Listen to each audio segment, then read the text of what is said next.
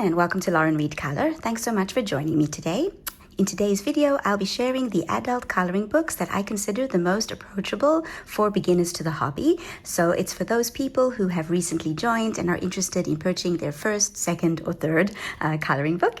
I just want to preface this with a couple of caveats. The first one is that these are my own personal recommendations. There are many other YouTubers who have different books out there that they recommend, and I strongly suggest going to watch them. And the other point that I want to make is that none of the books that I'll be showing today belong to the cute and cozy or bold and easy style of coloring books. First of all, these books are not really ones that I enjoy coloring in. While I appreciate the simplicity of the pages and I have seen some magnificent colored results, they are just not really my style. Also, they are printed on Amazon paper, which in my opinion is truly awful, especially for coloring with pencils, which is my preferred medium.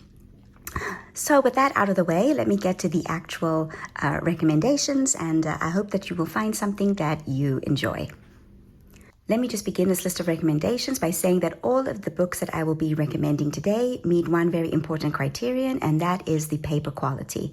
So beginner colorists just do not have the experience with the hobby to help them overcome the challenges of paper that is not of good quality. So for example, yes, R.J. Hampson's books. So while his artwork is simply magnificent, I really enjoy it. I think it's beautiful. It is perfect for beginners. It is all printed on Amazon paper, which is just, as I said earlier, awful for most mediums. So for example, I've colored one page in this book, okay, and I regret it.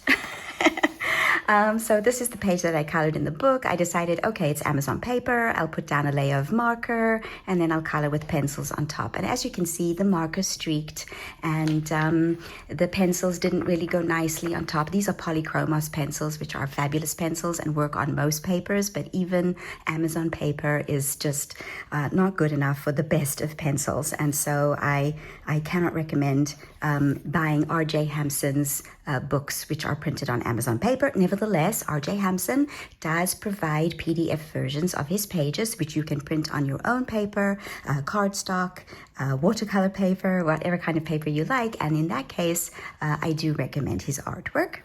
But let me get back to actual coloring books. So the first book that I recommend is Owls from Creative Haven. In fact, I recommend most Creative Haven books. The paper, while it's not the thickest of paper, it is pretty good quality. As you can hear the flicking noise that it makes, which means it's slightly thicker. It takes most mediums. It takes markers because it's single-sided. It takes pencils, most brands, Prismacolors, Polychromos, Castle Arts, Brut Funer, all of the brands you can think of. It also takes small amounts of water. So for example, let me show you. Here, this page is colored with Inktense and activated with water. And it took the small amounts of water needed for activation. So it is really a very good quality book in terms of the paper. Another thing that I really like about this book is the variety of images. So while they are all owls, they are owls in different situations. So we've got a king owl and we've got a pair of lovers. You can color this for Valentine's Day. You've got the cute little Russian doll type owls and so on. So lots of different options. When I first got this book, I tore out the page. I regret that. So lots of different variety of pages for lots of different themes. If you've noticed, this book also has the Zendoodly style of coloring. Now, you could color with that Zendoodly style if you like.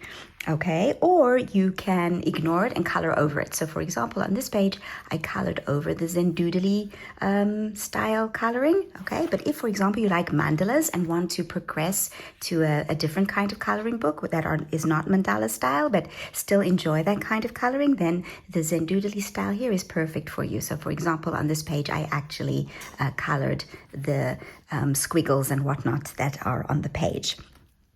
So this is a great book for beginners. Excellent paper, variety of images, If you're a fan of mandalas and Zen Doodle, then it's perfect for you. The other Creative Haven book series, there are lots of different artists. There's Teresa Goodridge, Marty Noble, Marjorie Sarnat, George Tufexis.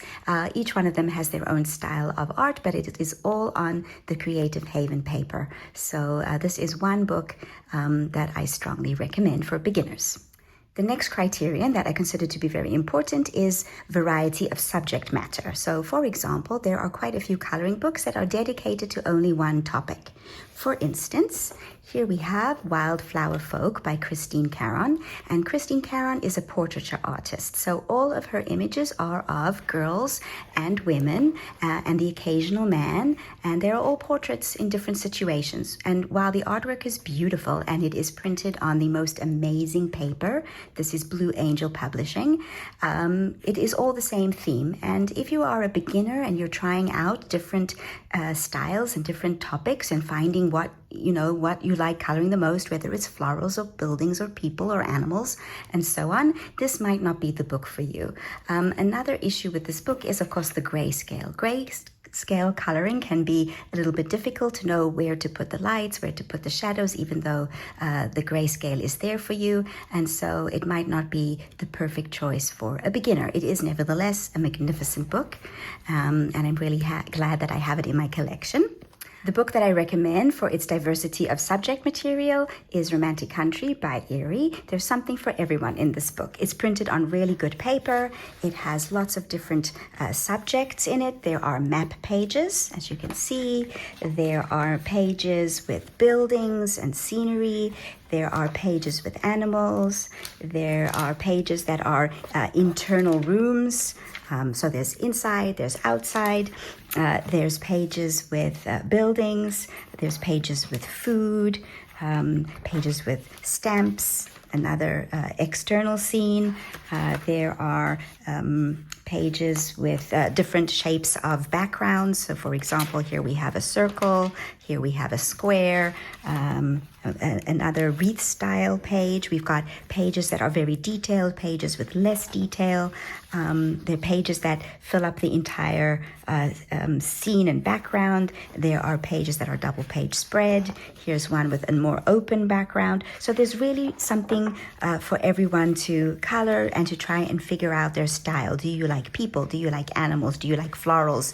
Do you like buildings? And so on and so forth. So really something for everything. There are also pages that are dedicated to the season. So we've got summer pages, winter pages, Christmas pages. In fact, at the back we have quite a few of those kinds of pages. So for example, we've got a Halloween page, we've got more food, Christmas, and so forth. So yeah, something for everyone to enjoy and to try and determine what kind of style of coloring appeals to them the most. Another reason I really like this artist is because she draws with a toothpick, which I think is just the coolest thing ever. And her line art is very light. So it's quite easy to color in and get rid of the black lines, which is also very good for a beginner. Sometimes if there are thick lines on the line art, it can be intimidating and challenging for beginners to the hobby. So a highly recommended book for beginners is Romantic Country by Erie. Another important issue when choosing a first coloring book is element size. So Johanna Basford's Enchanted Forest, and in fact all of her coloring books, have really small details. Now that they're not as small as some other coloring books that I've seen, but there are really small leaves and little animals and designs on her pages as well, and which this might be challenging for beginner colorists, but this was actually one of my first coloring books and I loved coloring in it, and I still do. And so I do recommend it for beginners, but just keep in mind that it does have quite small details which you might find challenging. Nevertheless, the paper is incredible. The artwork is gorgeous. There's a diverse type of coloring. So there are animals and there are flowers. This particular book is quite a florally book. Some of her other books are not as floral themed. She has other newer books that include other types of images, ocean scenes, mountain scenes, magical worlds, fantastical creatures, and so on. But I do recommend her book if you are a beginner, for the paper, for the diagram, the illustrations, the themes, and so on. But if you are someone who does not like to color small details, this might not be the book for you. There are some, larger elements, but on the whole, some of it is really, really detailed. Nevertheless, as I said, I do recommend her artwork and her books. Let's talk about a different artist who has very similar artwork, but the images are bigger. So, for example, yes, we have Twilight Garden by Maria Trolle. So if you like Johanna Basford's floral animal themes, but you want larger images, then this is the book that I strongly recommend.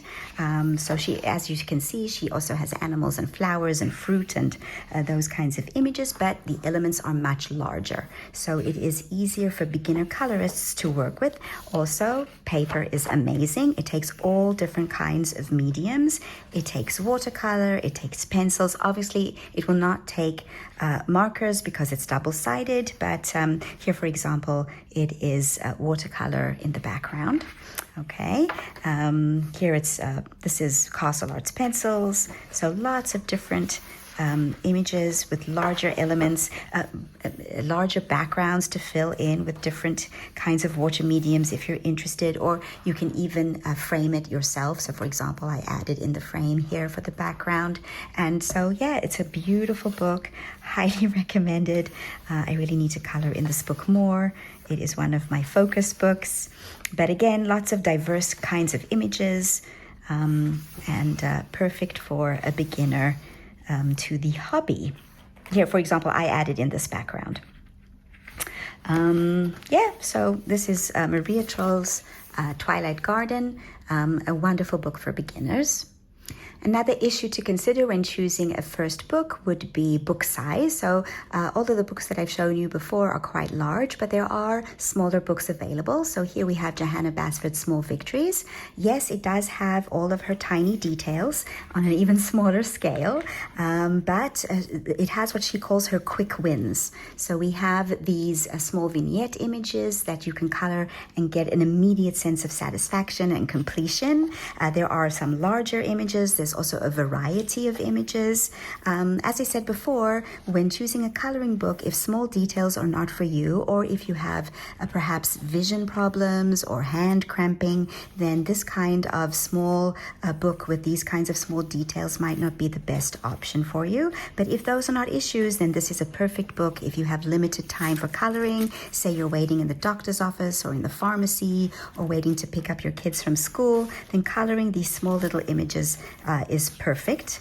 And I really, again, it's wonderful, wonderful paper. As I said, all of the books that I'm recommending have great paper in them, and so I can recommend them without any hesitation. There are also, scenes that are related to season. So, for example, at the end, we have all of these wreaths, each one for a different season. We have spring pages, we have summer pages. There aren't as many winter pages in this book, but there are one or two. So that is a perfect book for, the quick wins. Another book that I recommend that is of small size is Boule de Pois by Diane Dufour. This book is just gorgeous. Again, it is wonderful, amazing paper. You can't use markers because it's double-sided, but you can use any kind of pencil, and it also takes watercolor mediums. So for example, let me show you one that I threw a lot at. This is my only completed page in the book. Okay, so basically it's based with Caran d'Ache Neocolor 2 pencils. It's also got some Inktense. I also put some soft pastels, and of course it's got pencils on it.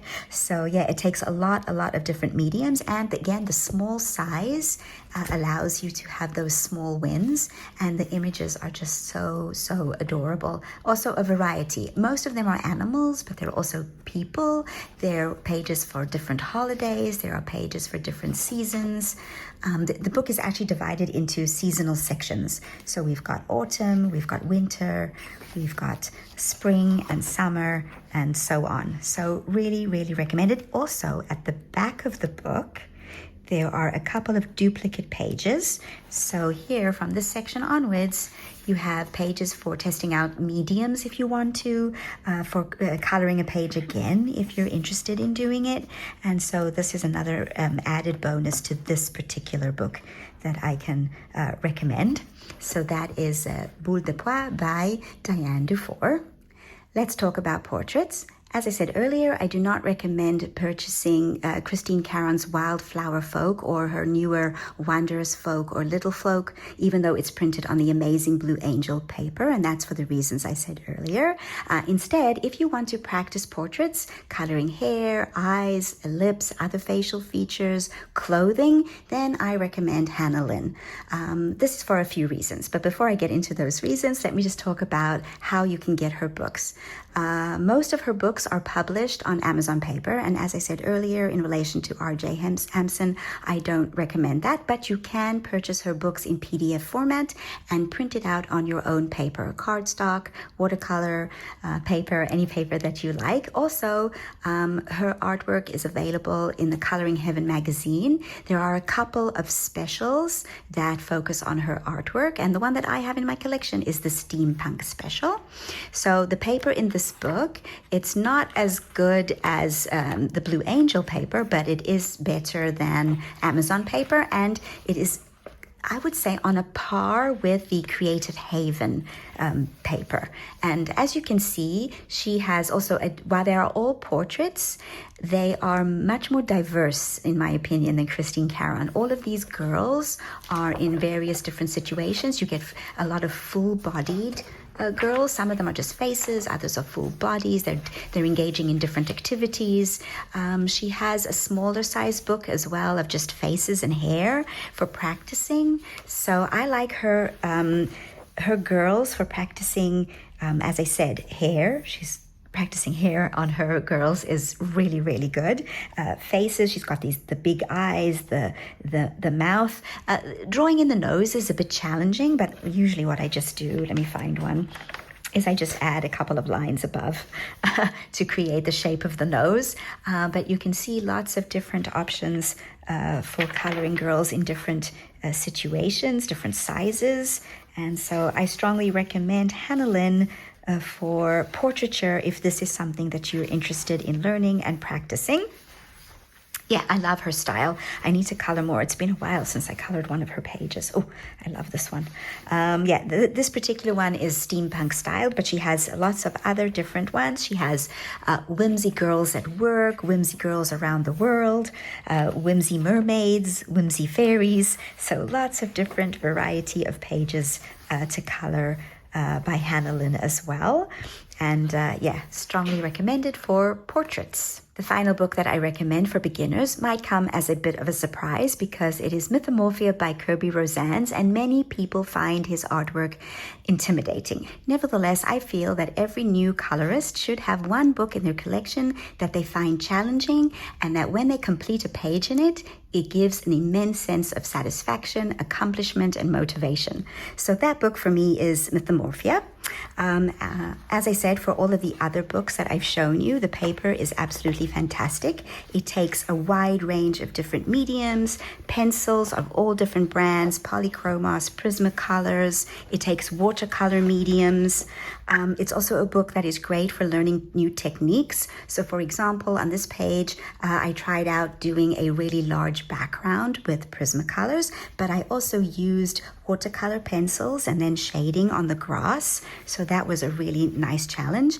And another thing that is great for this book is that Prismacolor, sorry, Kirby Rosans has given us the shading. So unlike Christine Caron's, which is grayscale, which is a little bit more difficult to deal with, Kirby Rosans' shading is very strong. So you can see exactly where the shading needs to go, the highlights, the shadows on all of the pages. It's also a really beautiful range of subjects. So for example, this book has pages that are dedicated to a variety of myths and legends. So we have Pegasi. This was also a page where I tried out Neocolor 2s to create this galaxy background. I used the new technique that I employed here was using solvent to to smooth out, yes, the colored pencil on top of the Neo Color 2s. Where was I? Oh, yes, different myths and legends. So you can learn about different cultures from this book. It's got lots of different images that I find very appealing because I love myths and legends. And yeah, so it's a great book that is both challenging, but also one that I feel that even a beginner can tackle. Yeah, some larger details, some smaller details. This is the page that I'm working on right now. Yeah, so Kirby is one of my absolute favorite artists. If you didn't know, if you haven't been watching the channel and didn't know, this is the one I just finished recently. There's a color along on the channel to see how to tackle a Kirby page, and it's really not as difficult as some people think, in my opinion. Right, so yeah, that is Mythomorphia by Kirby Rosans, the book that I recommend as a challenge book for any beginner. Thanks everyone for joining me for this video. I hope that it's given you some good ideas for choosing books as a beginner. There are some wonderful, wonderful books out there for everyone. I also hope that you are enjoying our wonderful hobby and our community, and that you join me soon for more videos. Bye for now.